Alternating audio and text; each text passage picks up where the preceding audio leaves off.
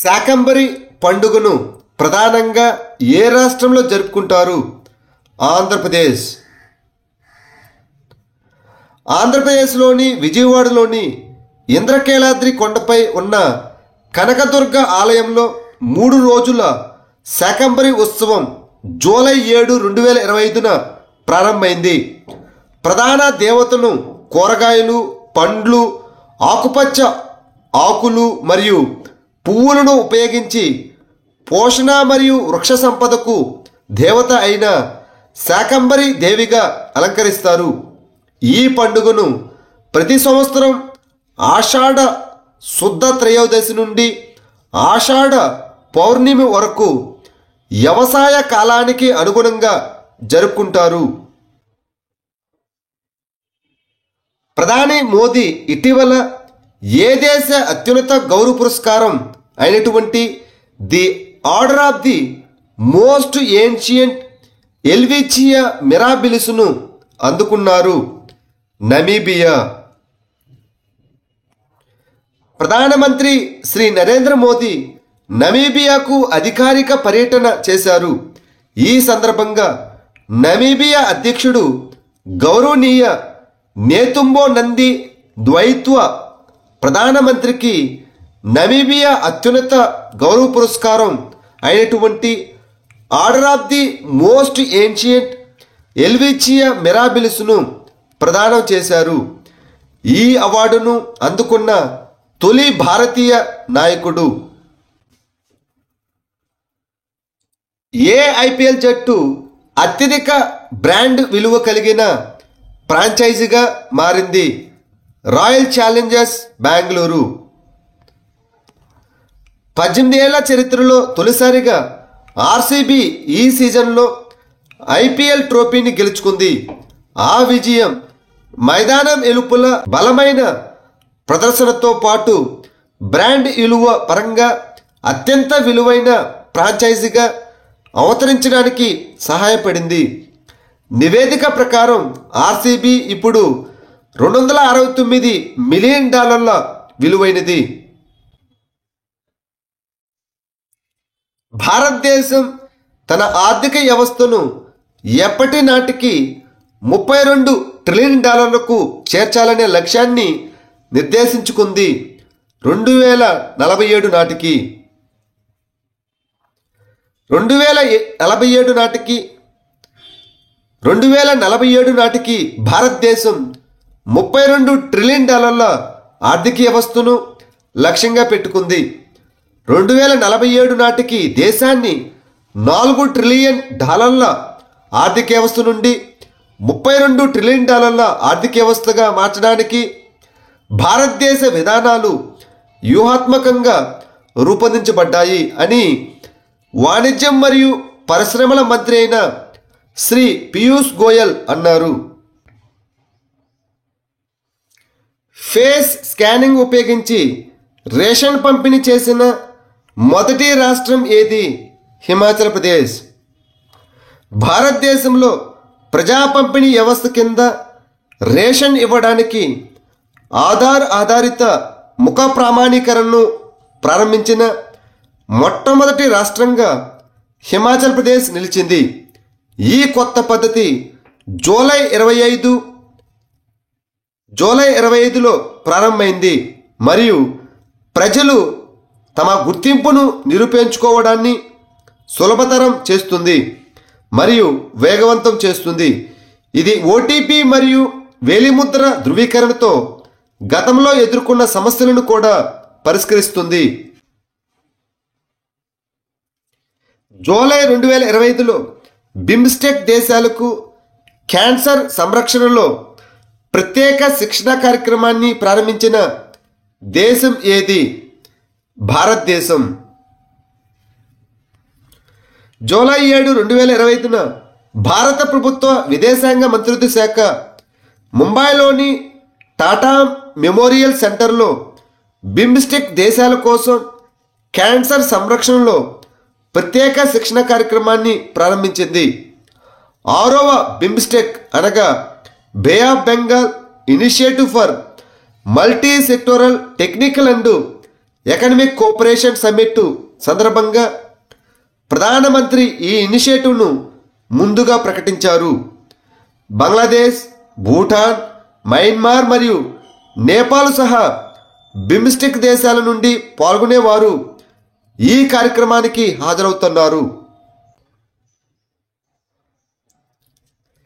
ఉచిత చికిత్స కోసం ముఖ్యమంత్రి సెహత్ యోజనను ఇటీవల ఏ రాష్ట్ర ప్రభుత్వం ప్రారంభించింది? పంజాబ్ ప్రభుత్వం అధికారికంగా ముఖ్యమంత్రి సెహత్ యోజన అనగా ముఖ్యమంత్రి ఆరోగ్య పథకంను ప్రారంభించింది. ఇది రాష్ట్రంలో నివసించే ప్రతి కుటుంబానికి సంవత్సరానికి 10 లక్షల రూపాయల వరకు ఉచిత మరియు నగదు రహిత వైద్య చికిత్సను హామీ ఇచ్చే ప్రధాన ఆరోగ్య సంరక్షణ కార్యక్రమం. ఈ పథకం జూలై 8న చండీగఢ్లో జరిగినటువంటి ఒక కార్యక్రమంలో ముఖ్యమంత్రి భగవంత్ మాన్ ఆప్ జాతీయ కన్వీనర్ అయినటువంటి అరవింద్ కేజ్రీవాల్ నేతృత్వంలో ప్రారంభించబడింది. ఎరాస్మస్ ప్లస్ ప్రోగ్రాం ఏ సంస్థ యొక్క ప్రధాన ఇనిషియేటివ్? European union. ఇటీవల 50 మంది మహిళలు సహా 101 మంది భారతీయ విద్యార్థులు యూరప్లో మాస్టర్స్ ప్రోగ్రాంల కోసం ఎరాస్మస్ ప్లస్ స్కాలర్షిప్ను పొందారు. ఎరాస్మస్ ప్లస్ అనగా European region action scheme for the mobility of university student plus. ఇది 1987లో ప్రారంభించబడిన అంతర్జాతీయ విద్యా చలనశీలత కోసం యూరోపియన్ యూనియన్ యొక్క ప్రధాన కార్యక్రమం. ఇది విద్యార్థులు 2 లేదా అంతకంటే ఎక్కువ యూరోపియన్ విశ్వవిద్యాలయాల్లో చదువుకోవడానికి మరియు ఉమ్మడి, డబుల్ లేదా బహుళ డిగ్రీలను సంపాదించడానికి అనుమతిస్తుంది. స్కాలర్షిప్ ట్యూషన్ ఫీజులు, ప్రయాణ ఖర్చులు మరియు జీవన వ్యయాలను ఇది కవర్ చేస్తుంది.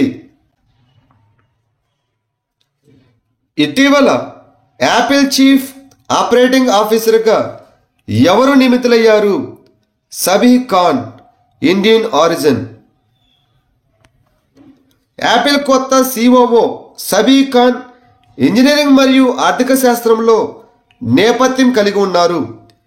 టఫ్ట్స్ విశ్వవిద్యాలయం నుండి ఆర్థిక శాస్త్రం మరియు మెకానికల్ ఇంజనీరింగ్లో బ్యాచిలర్ డిగ్రీలను పొందారు మరియు అతను రెన్సీలేర్ పాలిటెక్నిక్ ఇన్స్టిట్యూట్ నుండి మెకానికల్ ఇంజనీరింగ్లో మాస్టర్స్ డిగ్రీని పొందారు.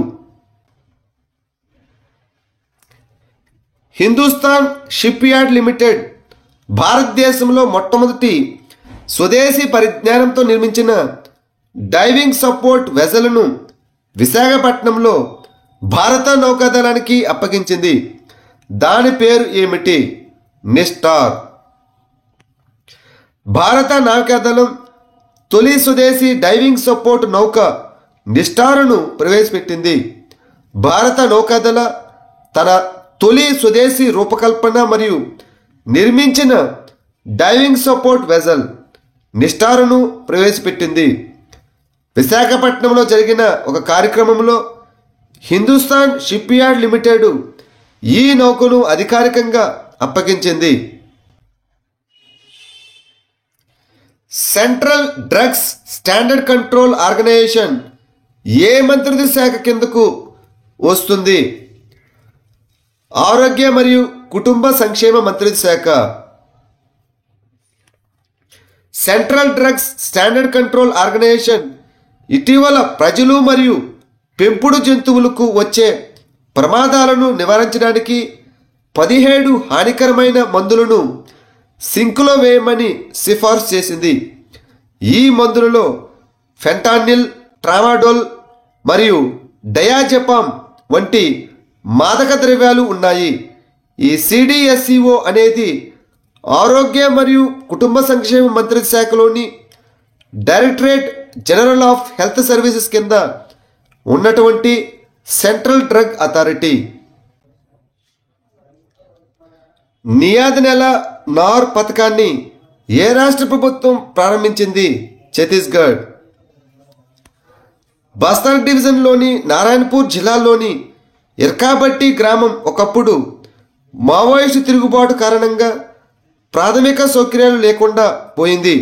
ఇటీవల ఛత్తీస్గఢ్ ప్రభుత్వం నియాద్ నెల నార్ పథకం ద్వారా పరిస్థితిని మెరుగుపరిచింది.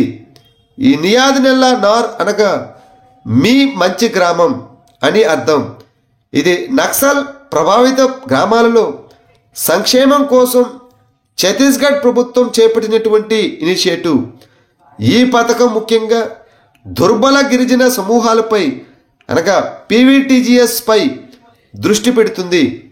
ఇది గృహ నిర్మాణం, ఆరోగ్య సంరక్షణ, నీరు, విద్యుత్, రోడ్లు మరియు విద్యును అందిస్తుంది. పండిట్ దీన్ దయాళ్ ఉపాధ్యాయ పేదరిక రహిత గ్రామ పథకాన్ని ఏ రాష్ట్ర ముఖ్యమంత్రి ప్రారంభించారు?